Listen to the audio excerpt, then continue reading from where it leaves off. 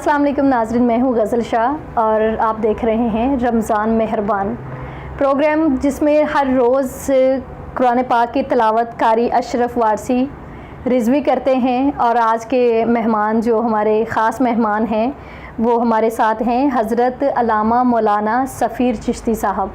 तो आइए इनसे आपको मिलवाते हैं और आगे बातचीत को बढ़ाते हैं। अस्सलाम वालेकुम। वालेकुम सलाम व रहमतुल्लाहि व बरकातहू।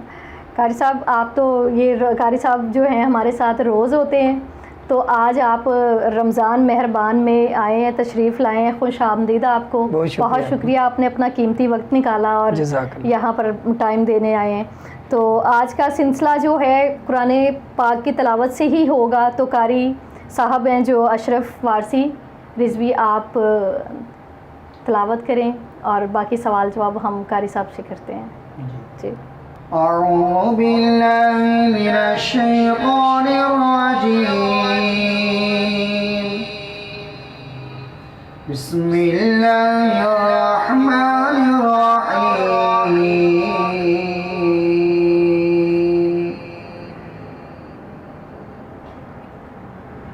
वत्तीनि वज़्ज़ैतून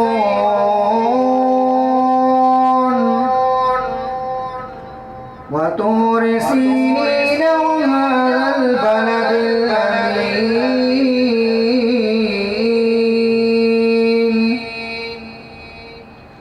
लक़द ख़लक़नल इंसान फ़ी अहसनि तक़वीम। ثم رددناه أسفل سافلين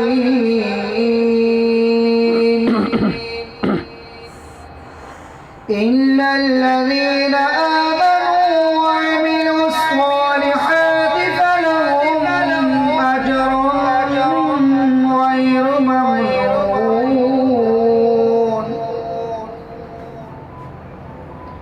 إلا الذين آمنوا وعملوا الصالحات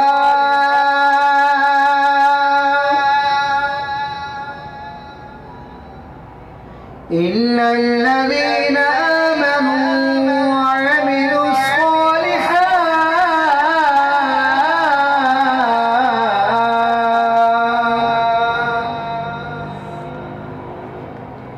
إلا الذين آمنوا وعملوا الصالحات فلهم أجر غير ممنون.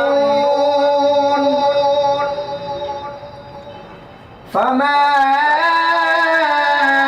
يكذبك بعد بالدين.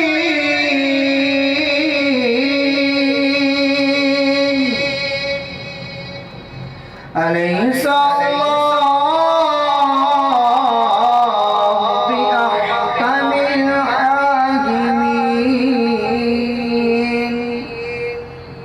أليس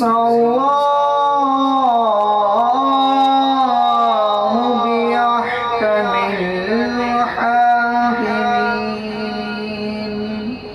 الله أكبر الله أكبر الله أكبر الله أكبر. لا